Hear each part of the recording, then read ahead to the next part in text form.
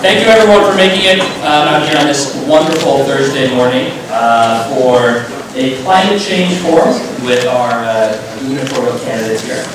And before we get started, I really want to give a very sincere thank you to all of the Environment Council of Rhode Island volunteers and the EcoRI volunteers and staff that for putting this together over the last couple of months. And just to make sure that everybody knows who put their time and effort into this, Victor Hamlet from State of the Bay has been a very big partner for us. We've got Young and Frank Carini from EcoRI, Gerritt, who makes everything in the Environment Council move overall. And we also had Carson and Trish from Conservation Law Foundation, and Carson and myself from Clean Water Action, really putting this on today. So, as I should have started with, my name is James Rhodes. I'm the president of the Environment Council of Rhode Island, and also the director of Clean Water Action here. So, before we get into things, we're going to move pretty quickly here because we only have a limited amount of time, and I want to be respectful of that. Just to make sure everybody knows what the agenda today is going to look like, is as soon as I exit this seat right, or this podium right here, we'll have John King, professor of oceanography, and one of our resident climate change experts here in Rhode Island, give a brief presentation with an opportunity of any of our candidates here to ask any follow-up questions that you may have regarding what he presents on. And then following that, we'll have Tim Roberts, professor of environmental studies and sociology here at Brown University, to give a couple more brief comments about what we face here when it comes to climate change in the state. Following that, each candidate will have an opportunity to provide their statements. Order was determined randomly at a drawing, as was happening right here before everyone was seated. And that order is going to be Pell, Gina Raimondo, Todd Girouard, and then Angel Taveras in that order. And when we invited them to be part of this forum, we asked them two questions that we wanted them to cover in their remarks, make sure that we narrow down as much as we can. The first question is, what role does the governor's office play in responding to threats and opportunities of climate change? The second question is, if you were the next governor, what priority would you give to responding to these threats and capitalizing on these opportunities? So we hope that their remarks kind of fit into that mold, and after each candidate gets their remarks, we've got Frank Carini, he's going to be our moderator for EcoRI, asking up to 2 follow-up questions, just to make sure they stayed on topic for us. And then if we're able to stay within our time limits, and we have a couple of extra minutes at the end, we've got 1 or 2 questions that we hope to have the opportunity to answer each person on the panel here, as our farewell for this morning. So once again, we should be here for about 90 minutes is what our program is scheduled for, and we'll be available for another half hour here in this room. Some of the candidates have to go on to, I guess, their day jobs. Good luck with that. And the rest of us will also be available for any questions that you might have, or just to meet the folks that are going. So with that, I'd like to ask John King to come on up. Thank you very much.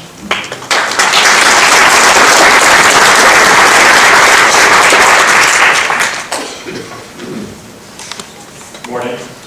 Thank you all for being here.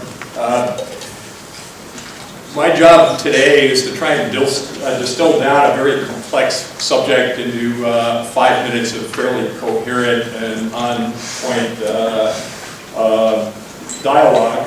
And I'll start by saying that every generation faces a major problem of some sort that will both test them and define them and find out what side of history they're on.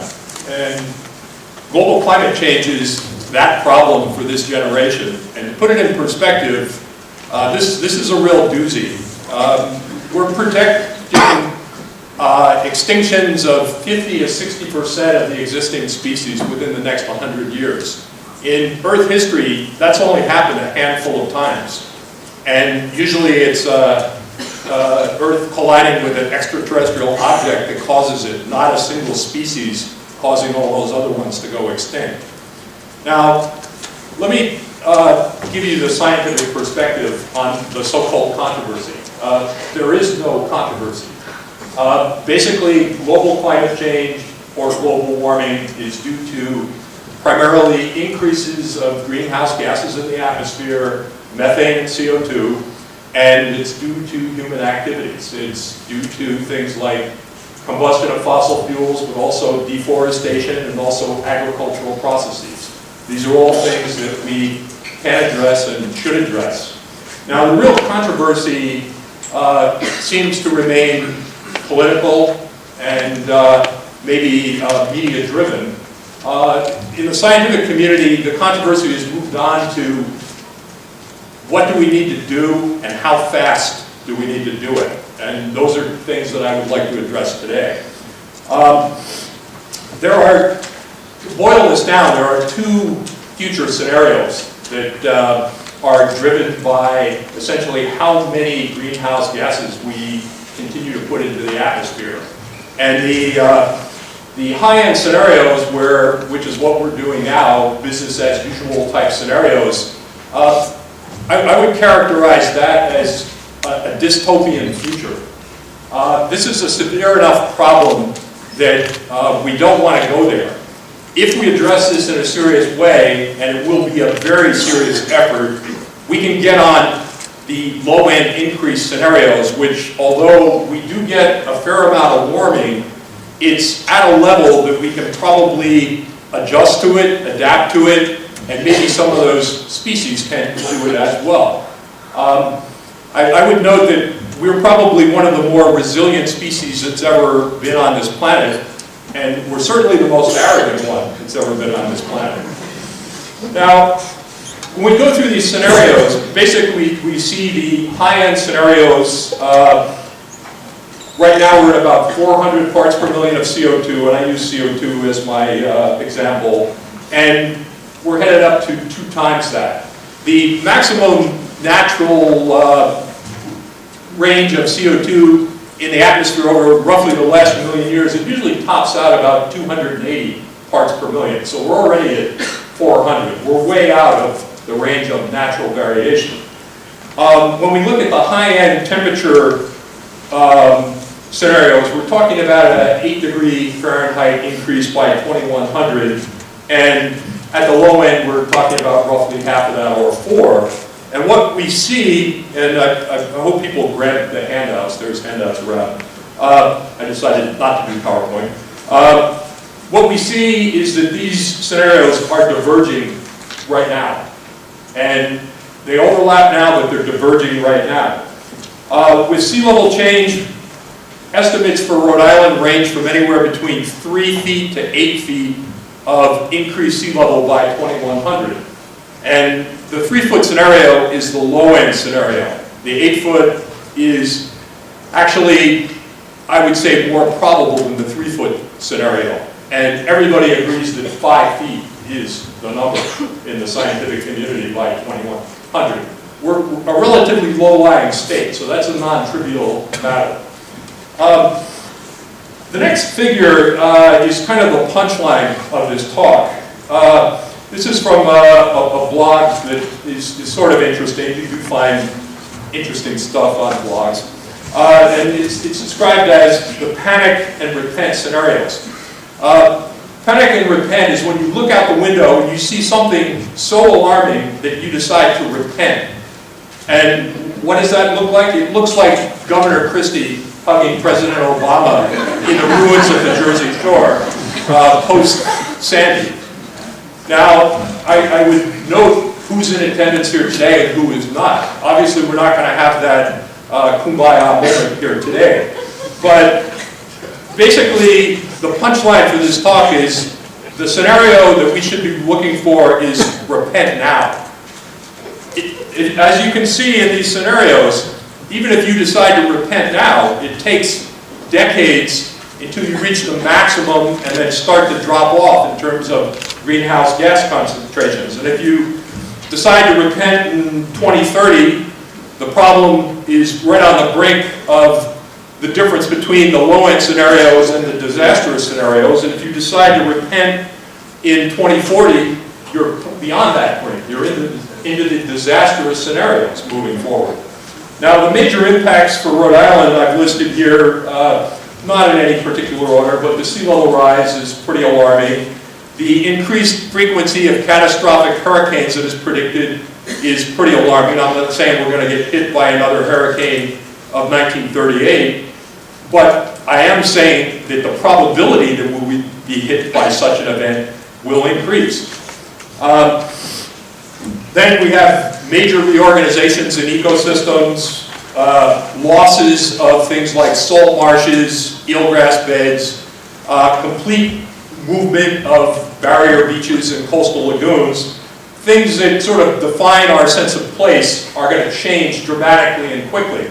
And the major message, the thing that alarms scientists the most, is that it's not that we haven't seen climate changes like this in the past, because we have. But we have not seen climate changes at this rate. This is unprecedented. Things are happening an order of magnitude to 3 orders of magnitude faster than they usually happen in the natural system. It calls into question the whole concept of adaptation and resiliency. There are limits to those things, and we're going to push those limits. Now, on the second page, I gave a lot of space to a diagram which is from the Stern report, which was produced over the early part of the 2000s, and it was released in early 2007. This was produced by Sir Nicholas Stern, member of the House of Lords of the British Parliament, former chief economist of the World Bank. Not exactly a radical environmentalist. And basically, he made the direct connection between us investing in solving this problem now, so pay for it now, or we pay for it later. And if you look at these scenarios, it's very clear.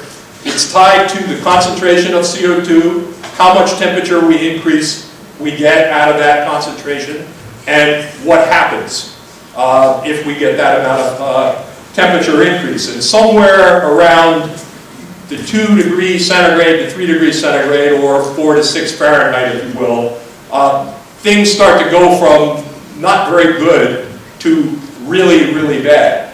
I prefer my dystopian futures in the movies and in science fiction novels. I don't like to live them. And I won't probably be around to see it. But those of you who will, it won't be good if we don't do something about this fairly quickly. At that point, I'll open to questions. Yes?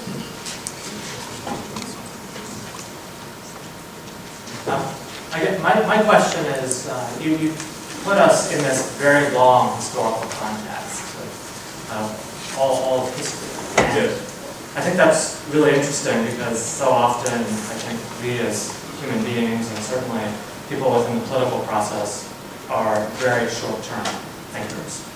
And what I would like to ask is what examples you might look to in the course of history of where we have been able to come together as a group to respond to such a big event, and some of the things that we should be doing now. Sure. I'll go with a scientific example. I could say the rise of fascism in the 30s and the 40s, but that's not particularly relevant.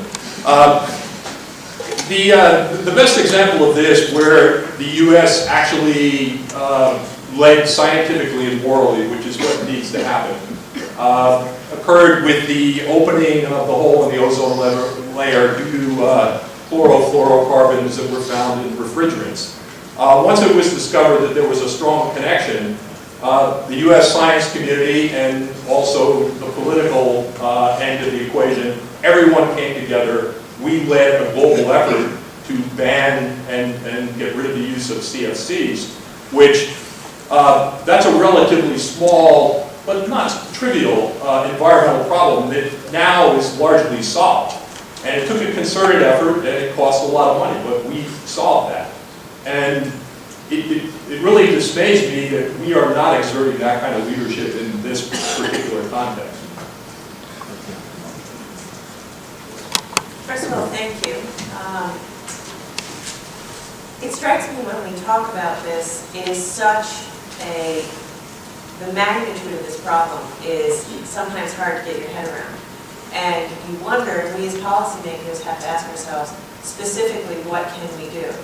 And I think this panel will be about leadership and a plan and at the high level.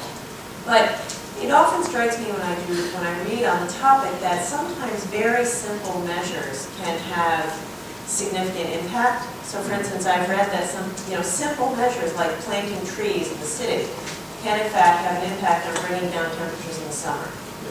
So my question to you is, maybe you could talk a little bit about that, kind of specific, achievable, near-term action steps that you can recommend that we take, but specifically, similar to planting trees or bringing down temperatures in the summer in the city, what are the similar measures we could take as it relates to erosion, beach erosion, and preparation for, as you say, the storms and the erosion that we're inevitably going to face? What are the near-term, actionable, small steps we could take now that could really help?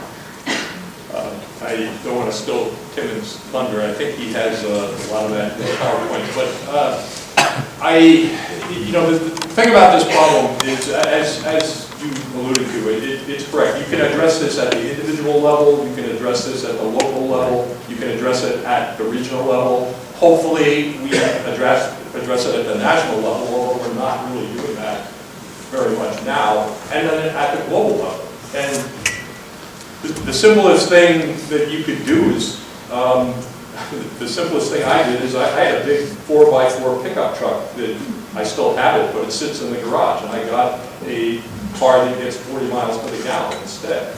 And that's an individual choice. That if enough people make that sort of choice, it adds up. But as you note, green architecture is part of the equation. There's probably 10 things that we need to be doing simultaneously that begin to make some headway on this problem. But if you look at the size of the problem, it really gets down to what power plants are doing and what they're burning.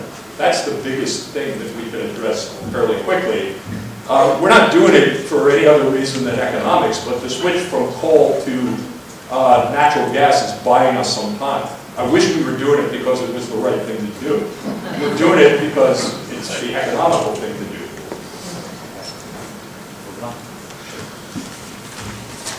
Thank you.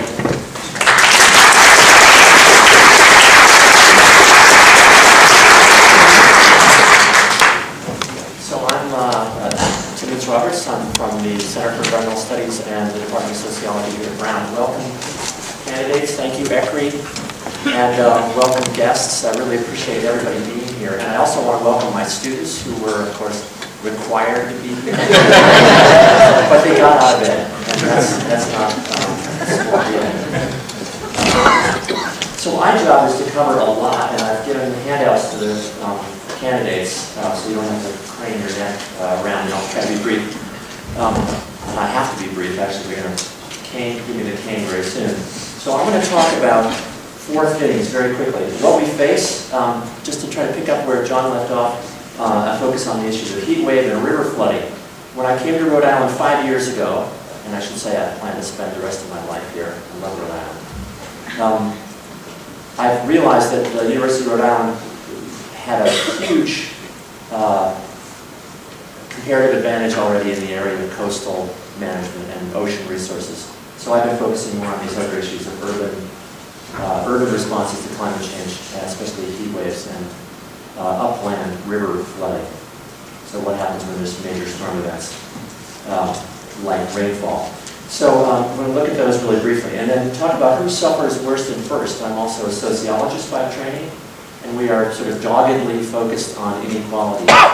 And what happens during climate change disasters depends a lot on how we set up our societies, and especially the most vulnerable. So I'll talk a little bit about these concepts of vulnerability and resilience. I'm going to be very brief, and then some quick examples of win-win-win solutions so that we can come out with a positive Rhode Island climate policy. So this is just a couple of figures from a report we did now almost 5 years ago. It was called Assessing Rhode Island's Vulnerability to Climate Change and Its Options for Adaptation Action, done by a group of master's students and one excellent senior undergraduate.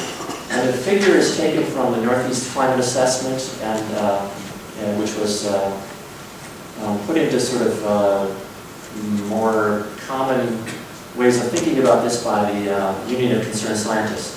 It shows Rhode Island hopscotching down the coast, and depending on whether we have a high emission scenario, what John described as the dystopian future, or a low emission scenario, we either end up in 2070 in southern South Carolina, or we end up in sort of Tidewater, Virginia, where I used to live. So in other words, our future, what we choose to do on the side of mitigation or reducing our emissions matters a lot. And it's, again, as he said, depends a lot on what we choose to do now.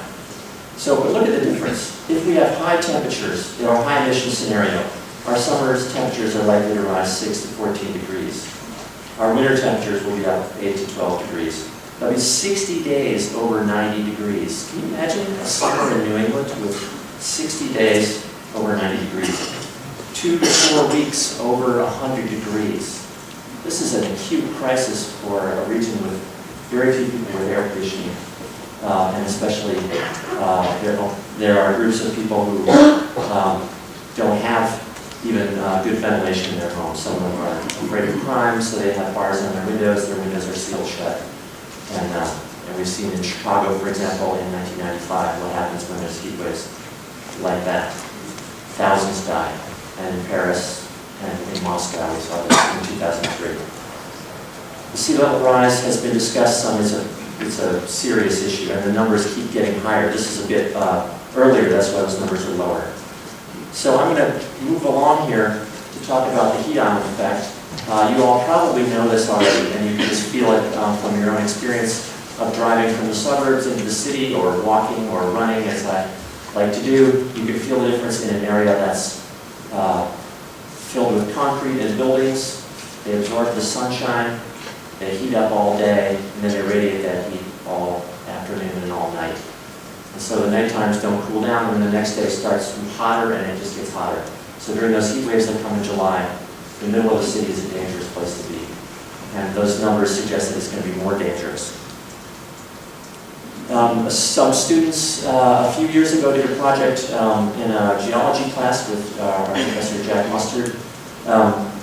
And they looked at Landsat satellite photographs of surface temperatures around Providence on July 10th, 2009.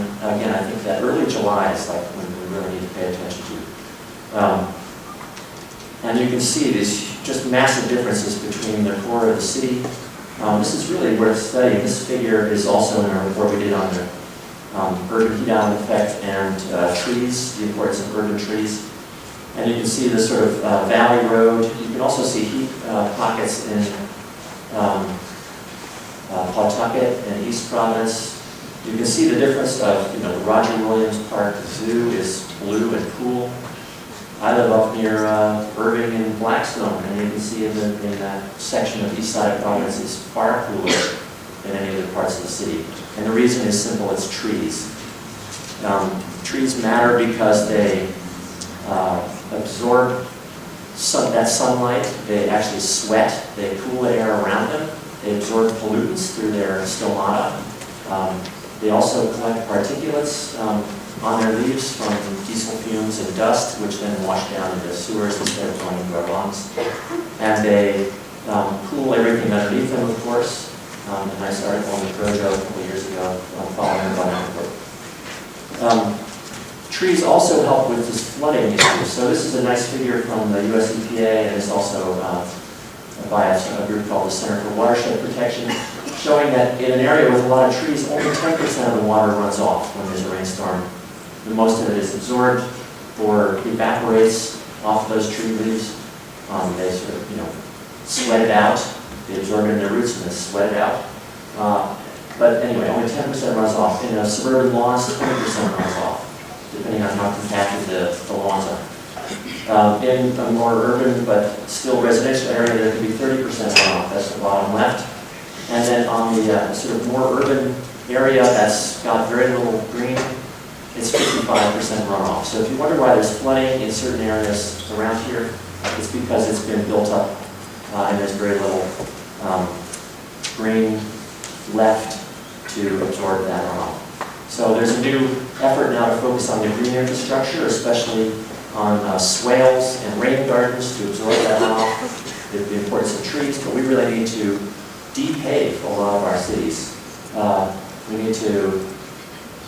have front lawns and back lawns that were turned into parking lots in high-density residential areas to make parking spaces for residents, especially tenants. Because of the street parking ban, we need to reconsider those laws. We need to, whatever we can do to put impervious pavers or these, paving stones that allow the water to soak through and so on. There's a lot of solutions that are out there. And just really briefly, looking back at the floods of March 2010, we did a report, and all these are on the Center for Environmental Studies website, these reports, under a tab called Reports and something else on the left. We did a report on the floods of 2010, a year later, what have we learned? And we found that for the flooding along the Patuxent River, that there was that socioeconomic status and age. If you were poorer and older, you suffered more from the flooding. If your household was in a floodplain, or if you had a basement apartment, of course, you suffered worse. We found, interestingly, that elderly often had a lot of their life, the things that they had collected through their lives in their basements, and all that stuff got flooded and just sat there and rotted in the basement and because they were unable to clean it out. So then they have a mold problem that's very hard to take care of. There's also unequal access to recovery sites. Some people are able to evacuate when there's disasters. We've learned in New Orleans, another place where I lived for 10 years, that if you don't take care of those people and really figure out a realistic plan for them to evacuate, they can't. It's expensive to evacuate. It's difficult. And there's a lot of reasons why people choose not to, and they're not entirely irrational. There's language issues. We did a project in Central Falls, and we found that, a lot of the people are not able to understand emergency warnings because they don't have English language speakers in their households. They don't understand the FEMA rules. They don't understand what they have to do to receive FEMA recovery payments and so on. So there's a lot that I think local and state government can do to improve people's access. So those already financially, socially, or physically disadvantaged suffer more. So there's two concepts here. To take with you vulnerability, that's how susceptible the system is and whether it's unable to cope with the adverse impacts of climate change. And it's not just how badly we are whacked by storms, but it's how sensitive we are. So the hazard is the storm, and the sensitivity is whether we are as a society prepared for that storm when it hits. And then there's a new concept that's gotten a lot more use recently, which is called resilience. The ability of the social system to absorb that shock, that disturbance, while retaining its same basic structure and its ways of functioning and its capacity to adapt to stress. So what we're looking for now is to build resilience. So how am I doing on time? You're over. I'm over time, okay. So there are some examples. The Green and Healthy Homes Initiative already exists. There's hundreds of homes being fixed up both in terms of lead and other hazards, but also increasing drastically their level of weatherization, which can help poor people reduce their energy bills and make them more resilient when it comes to those heat waves and also freezing cold winters. I already talked about urban trees. And then there's the whole issue of incorporating climate change into emergency planning, which is a fascinating issue, and it's really a place where the state is starting to get moving, and it's very exciting. So here we go, it's my last slide. Rhode Island needs a policy that's based on science, that is, the science both on how bad climate change is getting and is going to be, but also on what are the best strategies to help us adapt. So there's two parts, of course, right? Mitigation or emissions reductions. And John talked a lot about those. We need to have an audit of where we are right now with our emissions. We can measure our emissions in terms of consumption, because Rhode Island is a funny state where now we're starting to export energy because we've developed natural gas-fired power plants. We need ambitious and measurable targets. Chairman Art Handy in the General Assembly has introduced a bill called the Resilient Rhode Island Act that included ambitious targets of 85% reductions by 2050. But also is important are much more short-term targets. So where are we going to do by 2020 or 2025? We need to be ambitious because it's going to pay off in the end. We're going to make our state more efficient. We need to focus on these, the old and low-income housing. So we have a lot of old buildings in the state. Rhode Island can be a pioneer in how to make those the most efficient they can be. We can easily make 50–70% reductions in the amount of energy those people have to spend, money they have spent on energy. And then we need state leadership. There's so much procurement that goes on through agencies. There's the Department of Transportation deciding what projects to do, whether they're going to spend it on public transport or on more lanes for more cars, for example. On the adaptation side, we need to identify the most vulnerable. We need to figure out how to reach those people. We need to require that when cities and towns do their comprehensive plans that they include climate change as it's happening now, but also the projections 10, 20, 30 years out in the future. Because anything they build now is going to be around for 30, 50. Whereas we know we've got some of our infrastructure is hundreds of years old in Rhode Island. So we need to think about the coast, and I was hoping that John would help with this one. The coast is so tricky. So much of our property value in the state is that front line of houses. Some of those will have to be retreated from. I don't have the answer on that. Again, I sort of punt that over to you or I. I pump out everyone. But I think the governor or gubernatorial candidates will have to think hard and be politically brave about what to do about our coastline and how we can make it resilient and keep it a place that will continue to bring tourists and economic growth to the state. And then finally, this business of the green infrastructure. That is, we have an opportunity to create green cities that are going to be much cooler, much better in flooding, and places that people want to live. So thank you very much. I look forward to this discussion.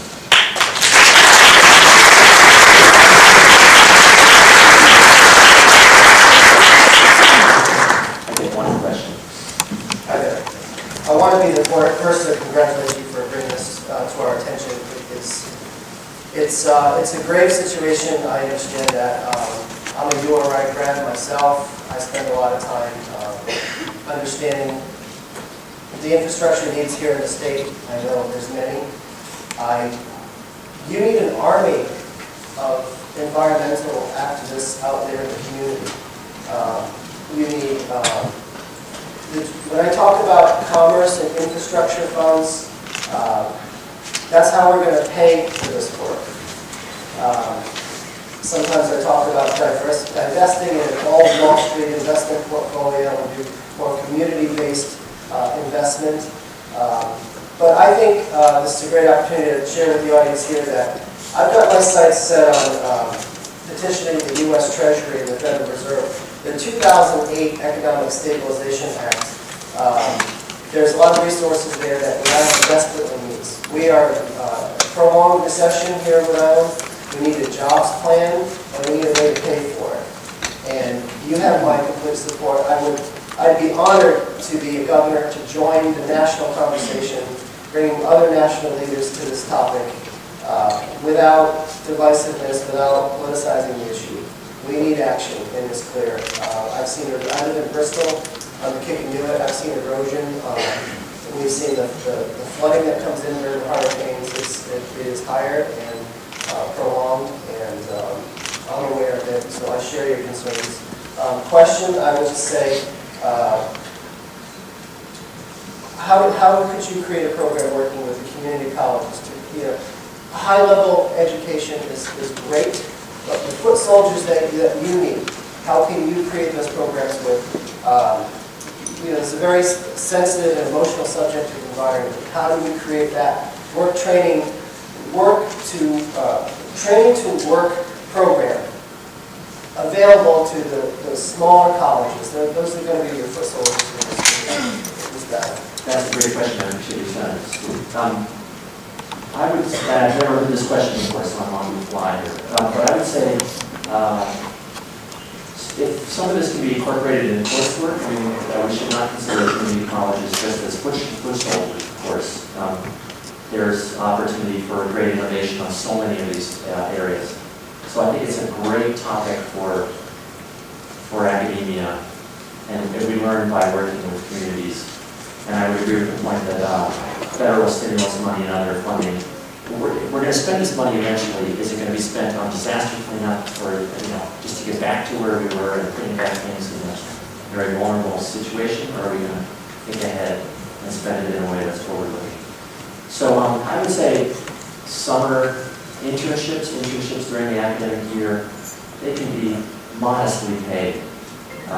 My students hopefully won't object to my saying that, but students want to do this stuff and they want something they can put on their resume. And they're much more interested in doing something interesting than something, well, I won't say. Anyway, there's good reasons to have grocery bagging jobs or fast food jobs. Well, I think the awareness of Clean Water Action, they hired many folks that reached, directly into the community to raise awareness. Yeah, I think they really, indeed, they come to my house every year, Clean Water Action, and I always invite them in the cold, and that's freezing cold when they go out. I think that's by design. Well, that's not going to door you don't quit. But it makes a big difference reaching out to the community. So one last question. Thank you. Angel, get one. Yeah, Professor Timmons, thank you. I wanted to say a couple things and just had a question for you. Some of the issues that you talked about have really been relevant in the city of Providence, and you've been able to work with Marriott Shop Trust to plant 10,000 trees in our city, and a lot of credit deserves, she deserves a lot of credit, and a lot of people have been involved with that. We've given the ability of the on-street department to try to keep cages on roads and do some of those things, and also the Green and Healthy Housing Initiative is always one of the first ways in the country to sign on to that. And we're doing that not only is it helpful to the environment, it also helps our kids who are going to school more because they may not have asthma, they're in safer homes. So thank you for that. What occurs to me having heard your presentation and how compelling it is that one of the challenges we face, and we're facing it now with recycling, we've changed over to one bin, and one of the challenges in certain neighborhoods, we're still trying to get them to do it right. Do you have any strategies to share with particularly low-income areas that are, as per your presentation, really subject to some of the biggest impacts here in terms of how we can reach out and try to educate our community a little bit better about the challenges? That's a great question, and I do want to say the city has done a lot on trees, on-street parking, and Green and Healthy Homes Initiative. I think one of the questions that would go to all the candidates would be, how do we drastically scale up this weatherization of low-income housing in the state, statewide? On the issue of reaching out to low-income neighborhoods, that is an area for whatever pioneering work needs to happen. I actually think we can learn from other countries. For example, I've worked in Brazil and Latin America, and the city of Curitiba in the south is famous for taking old school buses and retrofitting them, taking them into poor neighborhoods, using them as sort of centers for education, and also they've done programs, for example, where they pay people in some neighborhoods where the recycling trucks couldn't get to. They would actually pay them for the recycling materials when they drop them, sometimes in food. I don't know, there's ideas out there in the world. It's a big issue, but I think certainly Spanish and other language speakers need to be, working with whoever's trying to reach out to those neighborhoods. So really being aware of our minorities, what now 12% of our state. Now I'm on.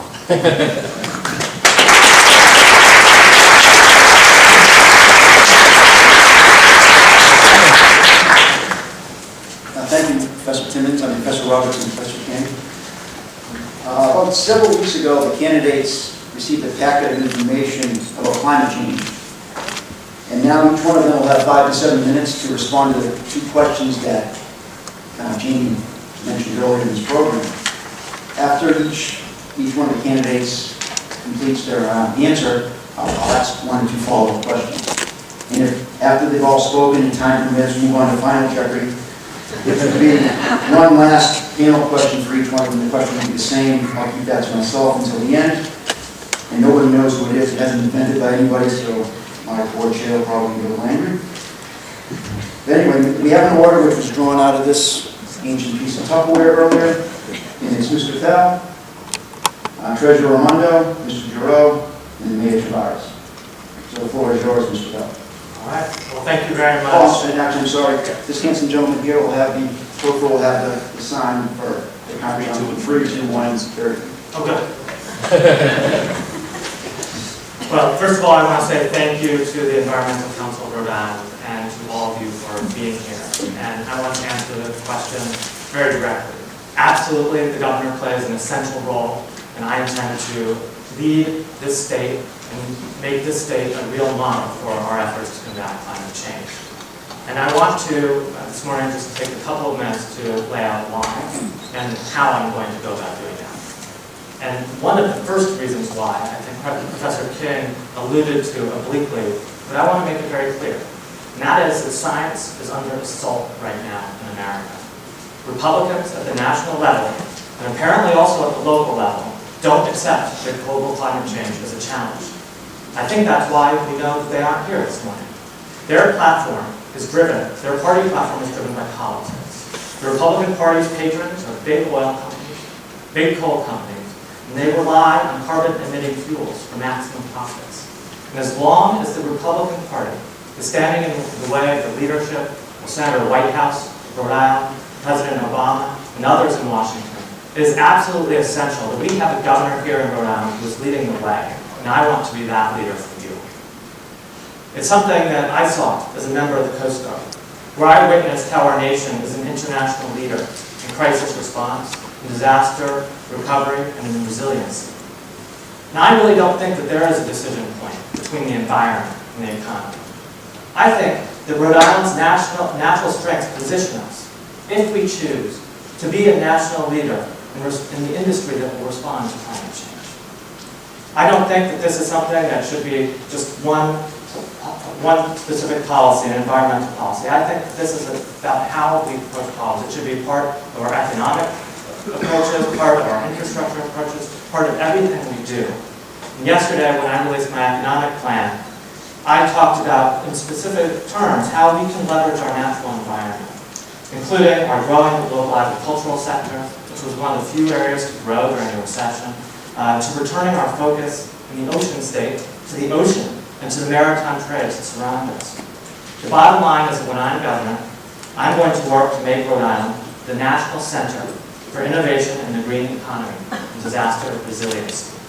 I intend to do that by directing the Rhode Island Department of Transportation to develop a green infrastructure program for state work projects and to support current DEM efforts to encourage low-impact design techniques for stormwater management. As governor, I will direct DOT and DEM to implement the green infrastructure program for state public works. I will promote municipal efforts to adopt green infrastructure. And across the board, I will champion climate change adaptation efforts.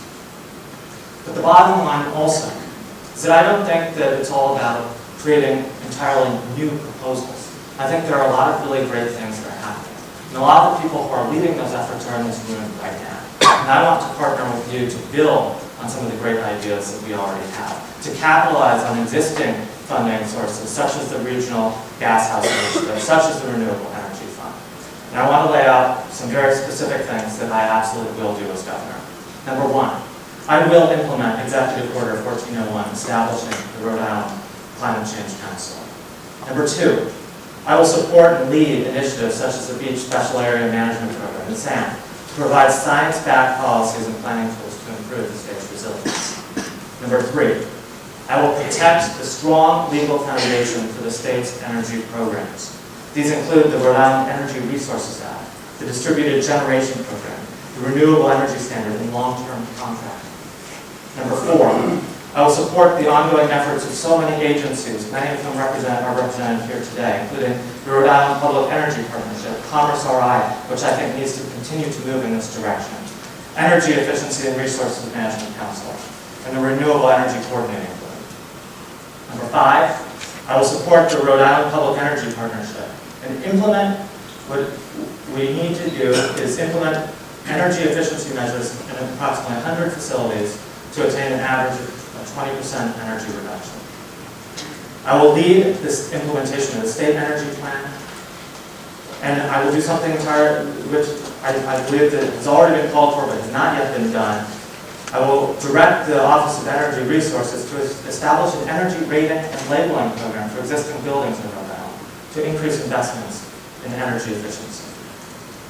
And number eight, I encourage all of us in this room to strongly support the Clean Water, Open Space, and Healthy Communities Bond question number 4 on the November 2014 ballot. The bottom line is that to do any of these things, whether it's changing how we approach including in the environment and our state planning, or other core issues that I know we all care deeply about, like raising the minimum wage and pay equity for all people in the state, education and infrastructure. If we want to do any of those things, we have to change how government works in the state. For too long, it has been about who you know rather than what you know. For too long, people see politics as usual and cynicism. For too long, people have felt not been part of the process. And that's why I've taken a pledge not to accept contributions from PACs or from state lobbyists. It's why to promote transparency, I've disclosed 5 years of tax returns to the Providence Journal. It's why I'm calling on the General Assembly to have oversight, to be overseen by the Ethics Commission. Across all of these things, that's the type of change that we need if we're going to really make the environmental changes that we have to in this state. So for those reasons, I ask for your support, and I look forward to the discussion today. Thank you, Mr. Pell.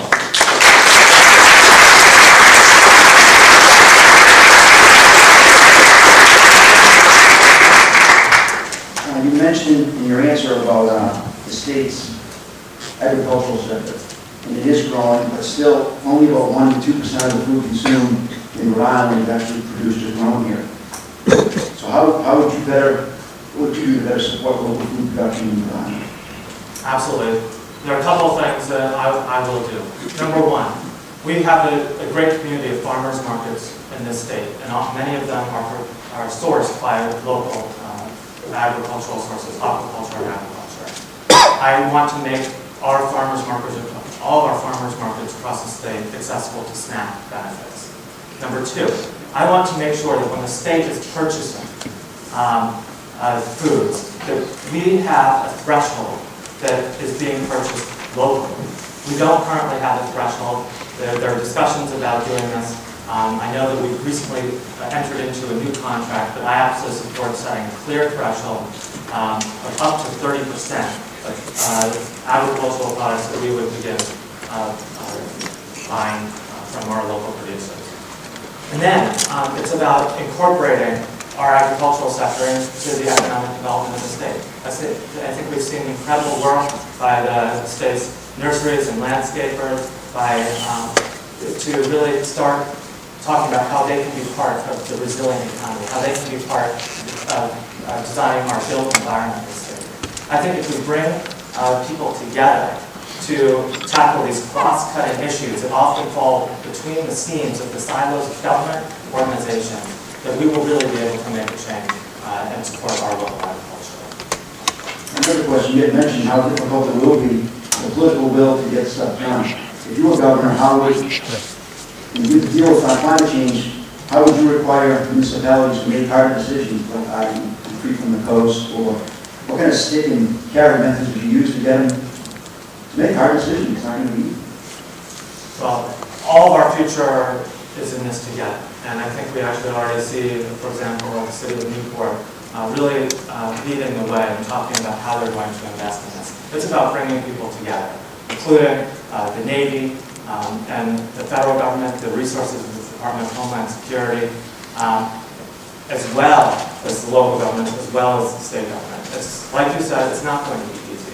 But if we align the resources of the multiple levels of government, federal, state, local, so that we have sticks and carrots, we actually can get there. And that's the type of experience that I bring from my time in Washington to work across all these different partners to move forward. Thank you, Mr. Pell. Treasurer Raimondo.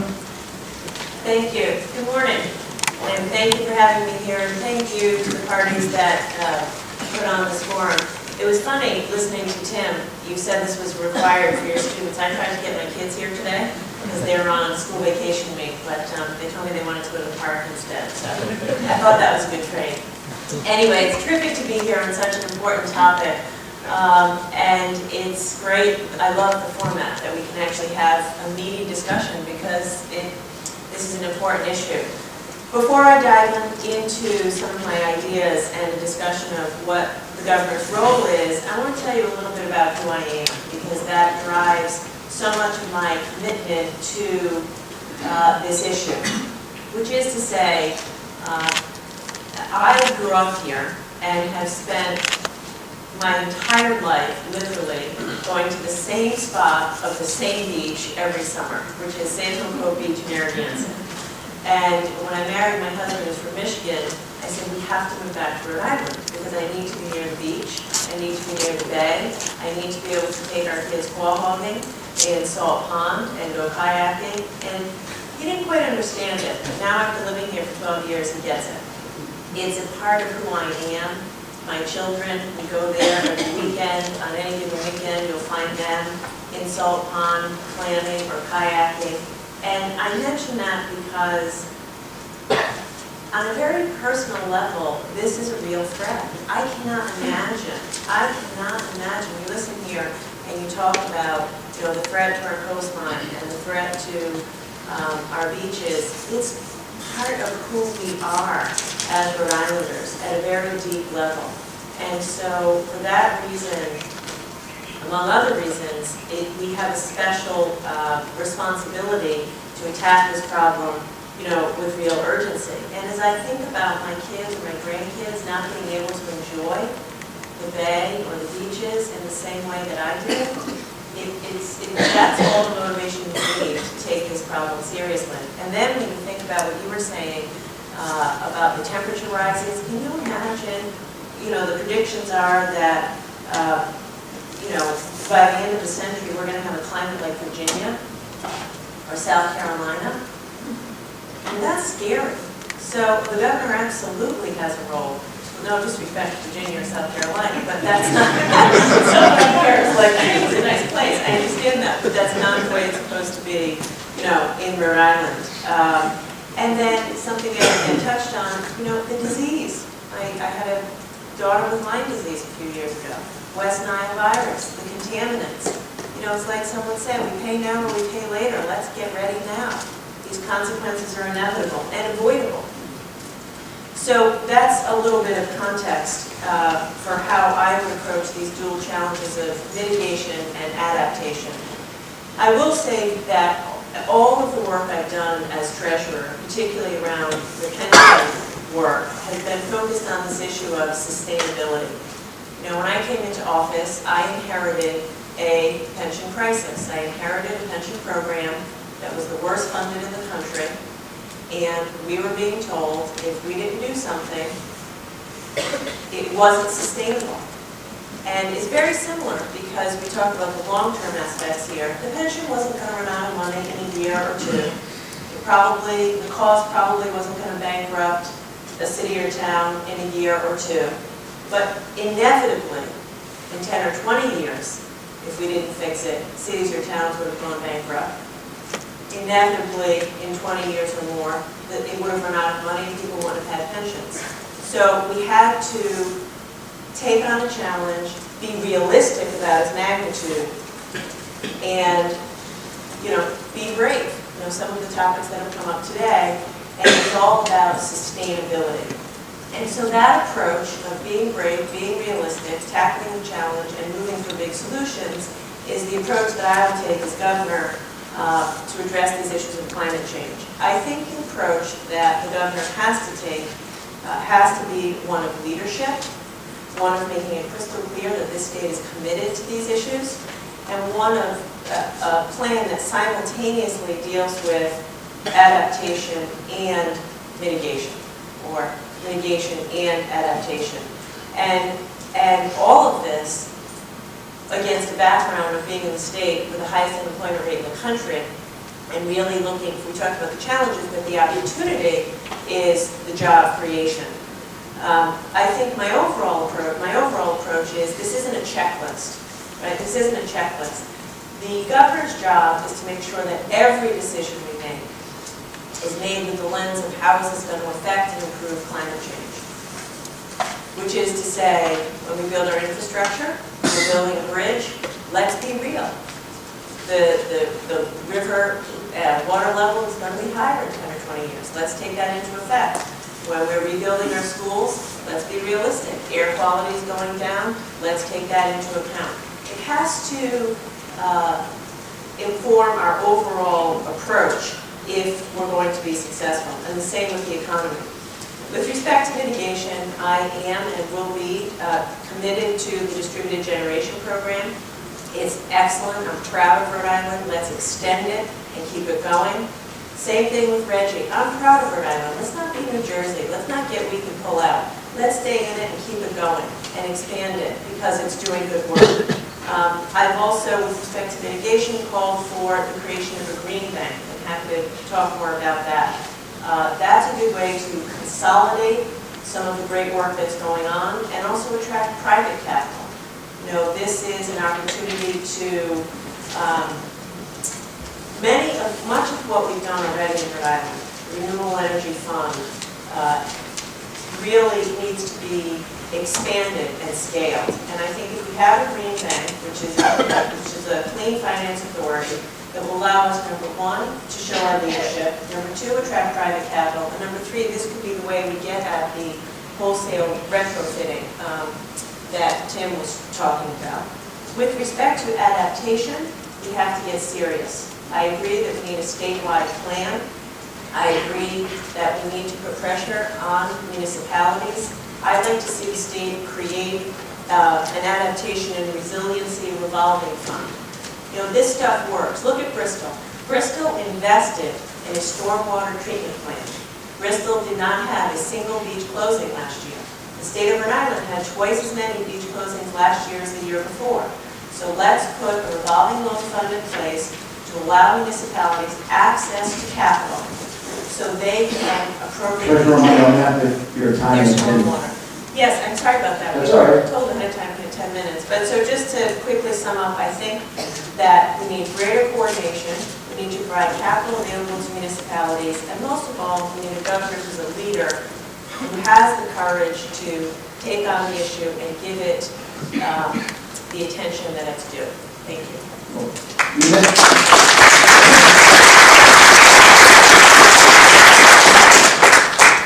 You mentioned how the state needs to show that it's committed to dealing with this major issue.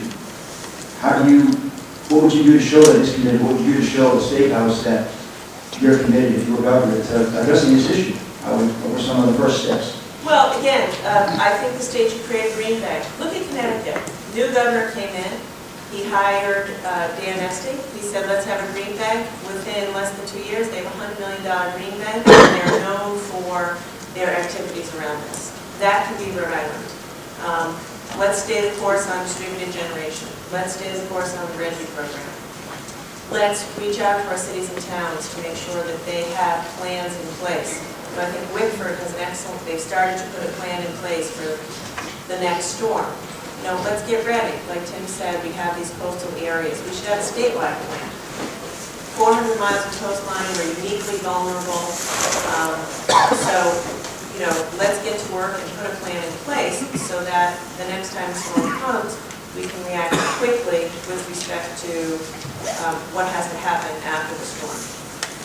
The green bank, could you briefly, just for the people like myself, for anyone who's really understand what the green bank is, and also the green bank include investment in fossil fuels? Well, what Would that be part of the green bank structure? the green bank, what it would do is it would be a quasi-public agency, similar to Clean Water Finance Authority. It would have bonding authority, and its sole mission would be to deal with issues of climate change and energy efficiency.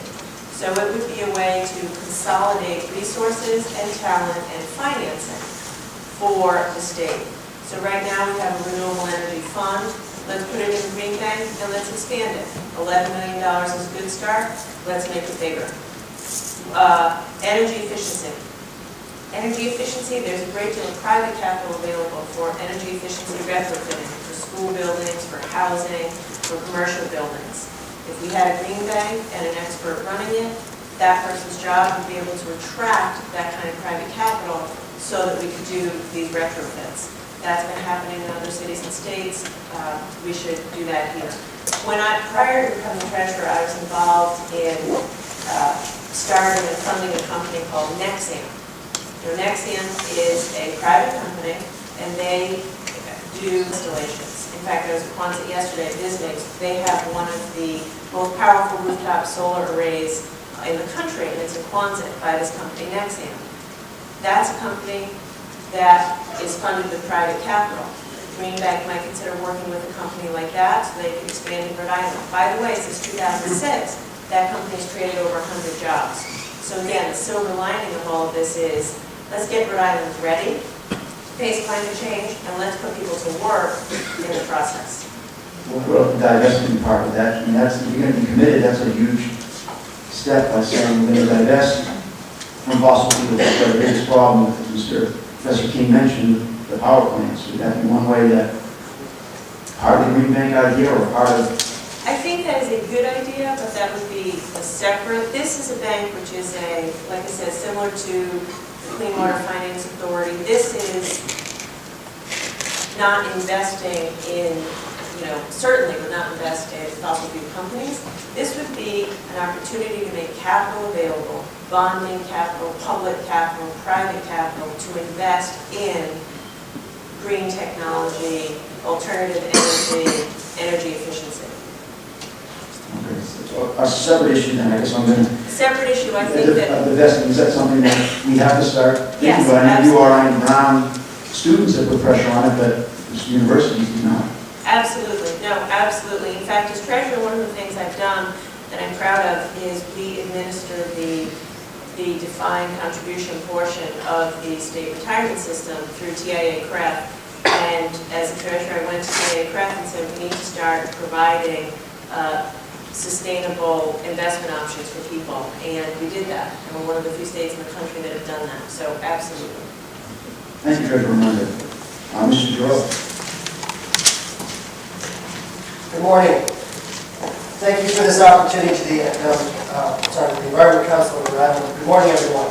It's a great pleasure to discuss with you and listen to the concerns and explain my vision for the environment protections and how that fits and starts with economic progress in Rhode Island. Economic security has many faces: jobs, housing, lower taxes. Today and every day we focus on clean, renewable energy, water, and a food chain free from pesticide. These are the environment conditions people want for their families and for the future generations, and is my focus and why I'm running for governor of Rhode Island, as I intend to win this Democratic primary. I fight for these basic of human conditions and fair rules of the road, so there is a penalty for politicians playing politics with economic conditions, consumer spending, jobs, and the welfare of people regarding environmental protections and national security. Reducing CO2, clean food and water, and attracting new business to Rhode Island. Retaining our best and brightest has been on the top of all our agenda for many years now, but has had little satisfactory progress in action due to many elected office politicizing, using their power, competing to play politics with schools, pools, pensions, and illusions that political dynasty aligned with Wall Street and an old boy network and money can solve our problems. This divide is putting us at risk in our communities and our businesses, our families, and leading to greater political instability.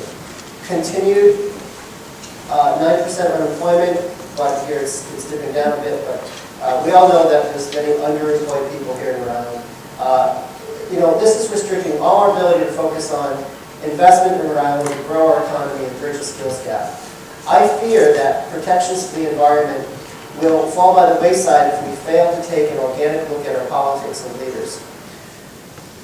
Remember when acid rain was an alarming finding just 20 years ago, and now we're faced with issues to remain vigilant on LNG, so there's no pipeline in our bay, oil spills, Alaska, Gulf of Mexico, Louisiana Delta, antibiotics in our water supplies, organics, rainwater runoff, PCBs, radiation, Fukushima, it's all around us. Rhode Island is looking for a new executive officer.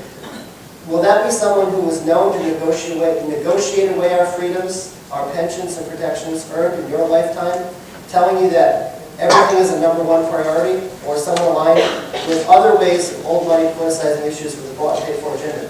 I am the homegrown organic candidate. I'm not afraid to stand up to the political machine. I was not born and bred into it.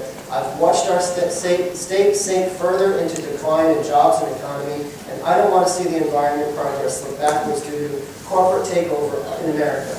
I'm the only candidate leading the conversation of economic recovery to a jobs plan and a way to pay for it. When you hear other candidates talk about revolving funds, and yet on the other hand you say I'm a minor candidate in this race, I have driven this point home for revolving funds in Rhode Island. I am paving a way for $1 billion of investment in Rhode Island. Every candidate in this race is now talking about revolving funds, green banks, and a way to pay for it. I'm in construction, I understand jobs, labor, and I understand there needs to be a way to pay for it. Homeowners are in desperate need of these vital repairs for energy efficiency. Let me give you an example. How to make an effective change now today. We have 3 4-family houses here in the state. They each have, there's 4 heating systems in the basement of a home. How come there can't be one furnace that distributes and meters all that generation of CO2? How come there can't be one piece of equipment that meters and provides heat to that home? Why do we need 4 furnaces per every piece of property, in an urban area? It's unnecessary. Alongside with that, how come we can't have utilizing boat technology, hydraulic systems? How come we can't have a little furnace this big, pumping the heat through the home in the spring and the fall? I understand we need high BTU systems in the middle of the cold winter, but in the spring and fall, there's got to be a way to create energy-efficient ways of moving the heat through the home, and I think we should utilize all available technology to do that. As governor, it's my #1 concern. When I was a kid in college, I used to say, geez, why are we throwing all this into the landfill? Why can't we reclaim it somehow? And now there's new technology of thermal depolymerization. I want to bring that to the landfill. Our landfill, phase 1, is within, quarter mile of a Superfund site. It's endangering our drinking water. We need a better way. We cannot just keep piling the trash up higher and higher and covering it over. It doesn't work. So again, I say Rhode Island's looking for a new executive officer. Is that going to be someone who negotiates away all our freedoms, pensions, and protections that we've earned? I don't see it that way. My family was born here, I was born here, and my family before them. Our history is strong with resistance to not be told what to do, how, and when. Think for yourselves and join me in this fight to protect people in our environment. As governor, I know advocacy and actionable defense of our environment, standing up to corporate influence and protecting our bay is the most important resource for future generations. I have a boat, and I've traveled Lake Michigan. It's a beautiful and clean place. But you go to a town like Alpena, Michigan. Sorry, world, Alpena, Michigan's on the spotlight now. But you bring your boat into that harbor, and the water is gray, it's gross. It's just offensive when you have that level of industry. So our partners in industry need to be part of the solution. There's scrubber technology out there. It's available, and it needs to be implemented. We need an army of folks concerned about this and bringing it to the neighborhoods of our state. And, it doesn't take a 4-year degree to bring awareness to this issue and work in that industry. So I believe that we need a leader to stand up to that industry and corporate influence to bring home those dollars to Rhode Island. Remember this from driver's ed? 300 gallons of air to burn 1 gallon of gas. That's real. And so every nuclear test, everything that drives, we've done the research. Why do countries have to continue to test these things? We're burning up our oxygen. It's leading to deforestation. So that's what I talk about. I talk about bringing home a revolving fund for this so that we don't have to create new bonds, so that we can offer low-interest ways of paying for these jobs and infrastructure programs. Thank you, Mr. Girouard. Thank you.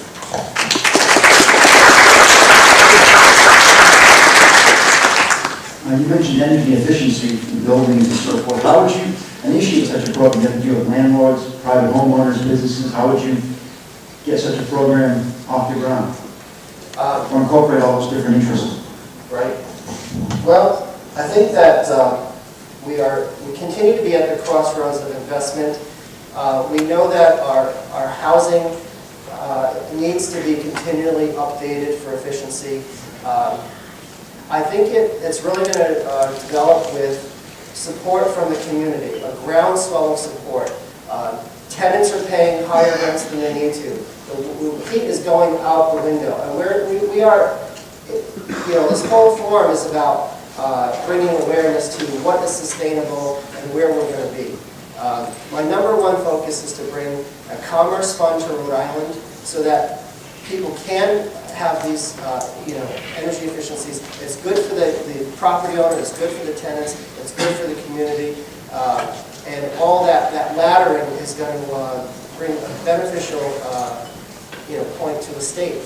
I'm all in. This is everything I'm about. Is bringing a jobs and work program to the state, focusing it on these energy efficiency ways is the most important thing that we can focus on. Nothing 2 years down the road. I want this to happen in 2015.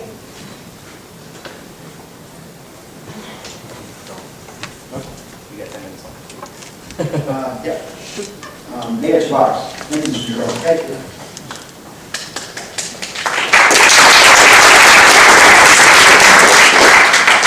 Thank you, and I want to thank you for putting on this forum. We have two questions for us. One is the role the government plays in responding to threats of climate change and capitalizing on opportunities. The second is if you're the next governor, what priority would you give to responding to those threats and opportunities? I want to address both questions, and I think for me, as mayor, I have a record that I think you can judge me on in terms of the priority that I give to these issues, actions that I've taken. I think that will give you a sense as to the priority I will give to them as governor. Let me just say, as mayor, when I was first elected, I had a group of the state's leading environmentalists, including several who are here today, who were part of the transition team. And what we did was put together the top 9 environmental priorities for my administration. And we've made progress on all of them. I want to talk to you briefly about them, and then I want to talk to you about what I'd like to do as governor. One of the things that we did, number 1 on the list, was creating an Office of Sustainability. And in the most difficult economic situation that the city has faced, certainly as part of my lifetime, I was able to do that. I did it because I knew it was important for the future of our city and the future of our state. And my director of sustainability is here, Sheila Dormady, who I mean to lead those efforts. And I appreciate the great work she's done. And with her work, we've also been able to hire 2 managing managers who've helped us in the city as well. We've developed a sustainable province plan to achieve goals for energy, food, water, waste, land use, and economic development and transportation. We've done that in the city of Providence. Second goal is promoting public transportation, something that is ongoing and we all need to commit ourselves to. But we have a bicycle and pedestrian advisory commission that has been formed, and we look forward to rolling out shortly. We released the Bike Providence Master Plan, but we're also doing a bike sharing program that we're going to have in the city. I'm looking forward to doing that as well. And we support state legislation for stable transit funding. I'm proud of the fact that we've enforced the Lead Hazard Mitigation Act, which is our 3rd goal. And we just saw recently that 24% drop in lead poisoning for our young kids. 24% drop in the city. And that is because of the efforts that we collectively have made to address this issue. We still have more to do, but we're going in the right direction. And I look forward to continuing to work on that as governor. We said we developed public use of the former shooter site. That's ongoing. The shooter site has been demolished. And we're working with the state on site development. But we will get there. And we will have public use there at the former shooter site. We said we would implement remediation and maintenance plan for the manufacturing site.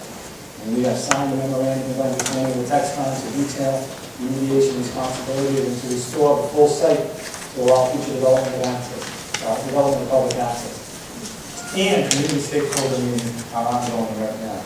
We set a recycling goal of 50% by 2014, and we also want to promote composting project. We're not at 50% goal yet, we have more to do, but we're taking steps to make sure that that happens. We have the big green can recycling, which is something that I'm very proud of, but we have more to do to make sure that we have recycling done across the city, hence my question a little bit earlier to Professor Roberts. But we do have a pilot program for composting, and we expanded it actually to include West Elmwood housing and Smithville and the West Side. And we're also working on improving and implementing stormwater management strategy, something that is critical for the future of our cities and our state. We have created additional community gardens across the city, something that is important for urban agriculture, and also, quite frankly, is good for the development of our neighborhoods. And we promise to protect Providence water supply and Situate Reservoir as a public asset. We've done that, and we'll continue to do that. So those are some of the things that we've done, and I just point out something that we talked about earlier, Professor Roberts talked about it, the trees that we have been involved in, and that started before me, and so I give credit to everyone who's been involved with that, but we're moving forward on that. The parking, the on-street parking that we've been able to do, and also the work on the Green and Healthy Housing Initiative. In terms of being governor and what we could do, I just released my plan to Governor Rhode Island. It's a 7-point plan to address sustainability statewide. And you can see it on angel2014.com.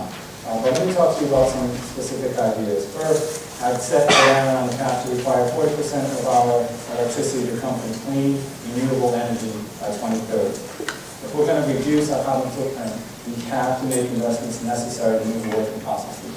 So that is something that I recognize how important it is. We need to invest in energy efficiency, wind power, solar power, geothermal power, hydroelectricity, and other sources of renewable energy. That is something we must do for the future of our state. Second, we need to get serious about creating a 21st century transportation system that provides a wide range of choices for all Rhode Island. I mentioned that as part of my plan in the city, and I'd say that we've made progress, but as a state we need to make more progress on that. Third, we need a coordinated campaign for food and organic waste diversion. The central landfill is going to be full to capacity in 25 years if we don't take action. And as governor, I will produce an organic waste master plan that is modeled on what's been accomplished in Connecticut. And finally, I will direct all state agencies to work together in developing strategies to prepare for and address the impacts of climate change. I support Representative Handy's Resilient Rhode Island Act, Resolution 7904. That I think is very, very important. Let me say this, because I see the time is winding down, and I know we only have a couple of minutes. I think it's important that the next governor understand that this is a critical issue, and I do understand that. I think it's also important to understand that we have tremendous resources, many of whom are in this room right now, who can help you address it. That's what I did as mayor by putting together the best minds in our state, developing a plan to what we could do in the city, and then making sure that we executed that plan. So that 4 years later, in the middle of some of the most difficult economic times that we've faced, we have seen progress on each of those 9 steps. As governor, I plan on doing the same exact thing, and that is bringing you together, developing a plan early on, and executing on that plan so that you can see the progress that we're making as a state. Thank you.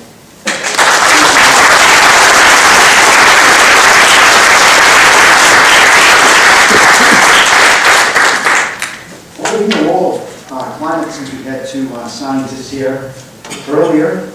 What would be the role of climate science in your administration? Do you have advisors that are versed in that sector? Absolutely. And one of the things I mentioned at my closing is that when I brought together the leaders of so many of our state leaders for my transition as mayor, I realized that while I may not fully understand all the different challenges, I've got people around me who absolutely do understand that. And what you do is you take them, you bring them together, you understand that they have an expertise that perhaps you don't, you listen, and you learn. And then develop the plan and make sure it's executed. But ultimately, it's up to the chief executive. What I mean by that is the reason we have an office of sustainability is because the mayor of the province decided that there would be an office of sustainability. And it was a priority. And when it's a priority, it happens. And so we're going to continue to do that as governor of the state of Rhode Island, is to make sure that it's a priority and people understand where it's coming from. It starts at the top. Thank you.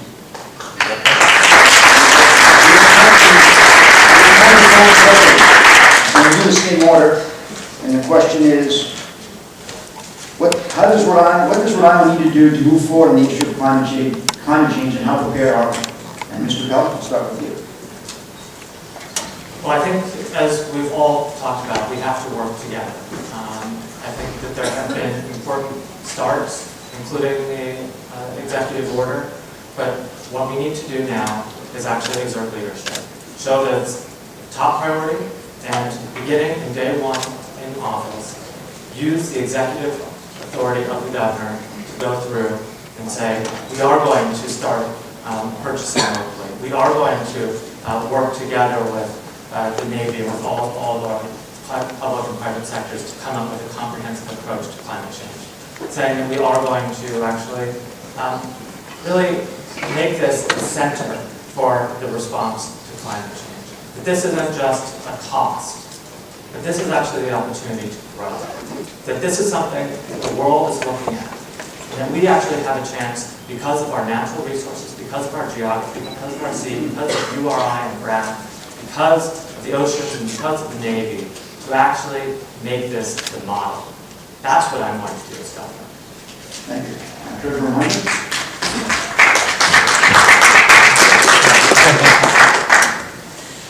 Thank you, and thank you again. You know, I think we do have a lot to be proud of, and it is on account of the people in this room. We have a lot to be proud of. The distributed generation program is excellent. The fact that we're part of RGGI and see ourselves, we're all in it together in that program, we should be proud of.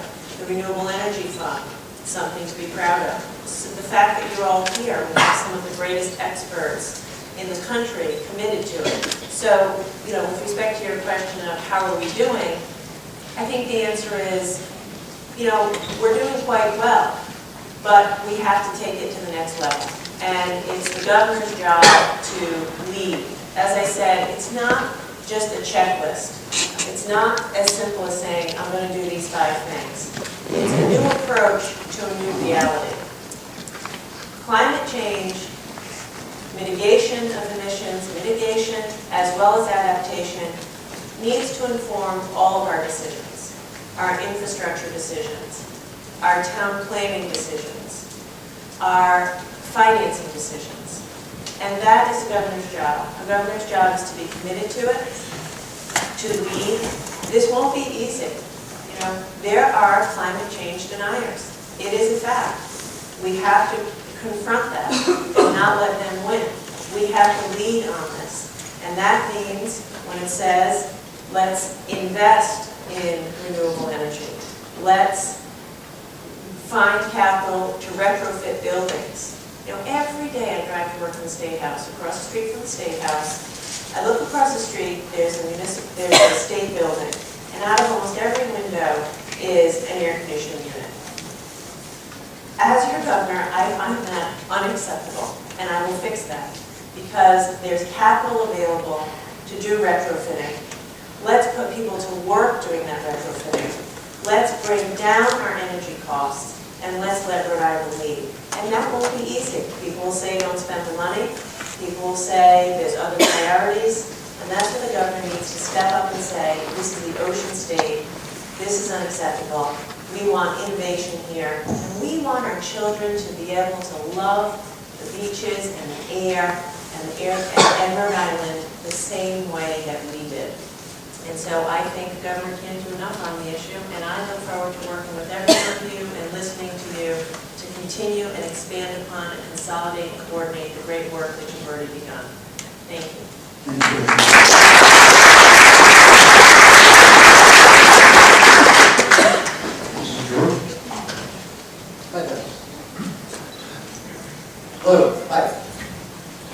We've all heard about nature versus nurture. Why don't we nurture our nature? big point. I grew up in North Smithfield. There's stories where farmers would accept cash to bury chemicals. We have high incidence of stomach cancers and polyps and things like that.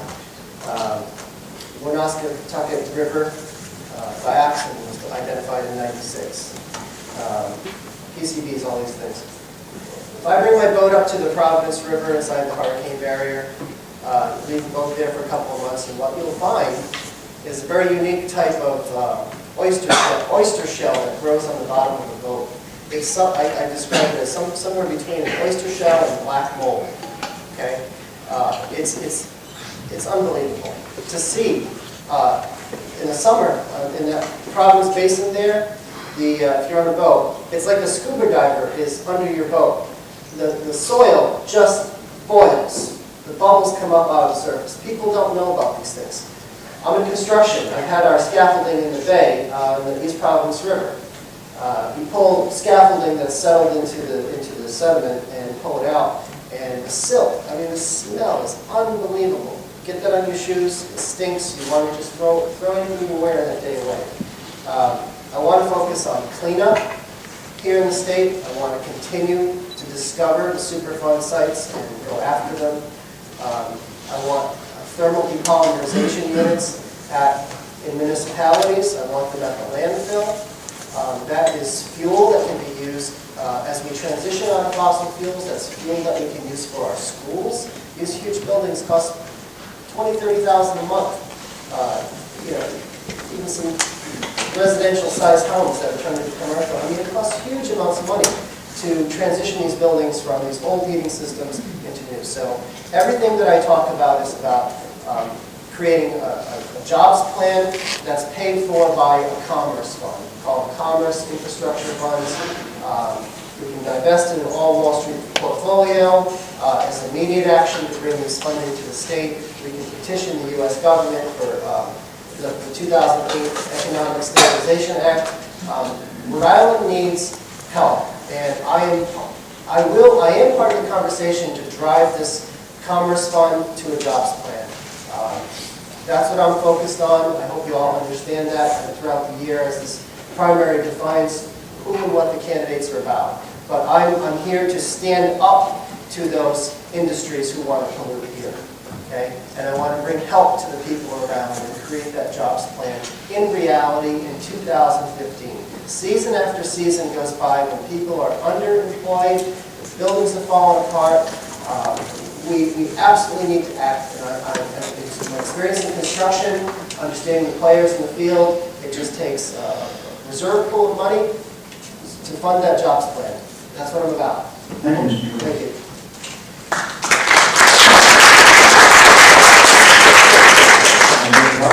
Thank you. You asked what does Rhode Island need to do to move forward and how prepared are we? Let me just say we need to do three things. One is we need to educate. We need to educate our leaders, and I would say that with this presentation that we have today, we should have the leading cities and towns and all of our municipal leaders so that they can understand some of the basic things that we can do at the city level to help make the difference, and they can also understand how important it is. We need to educate the community so that we can create a sense of urgency. So I think that's the very first thing we need to do is educate. I think the second thing we need to do is develop a plan. And I have one in preserving Rhode Island, and I know that we have people in the General Assembly who are working right now as well to pass legislation, as I mentioned, Representative Angie in his act as well. We need a plan, and I have one to move us forward. The third thing we need to do is execute. Create the sense of urgency, educate our community and our leaders. Make sure that we have a plan. Third is execute that plan. That's what I've done as mayor of the city of Providence. That's what I will do as governor of the state of Rhode Island. This presentation today, I think it was important for all of us as candidates.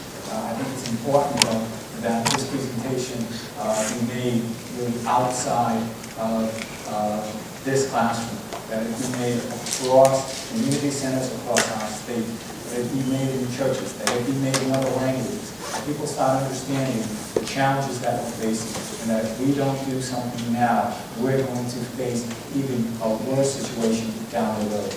So I look forward to working with you to educate our community, to develop our plan, and to execute on that plan, and to make sure to preserve all that is wonderful about our great state. Thank you.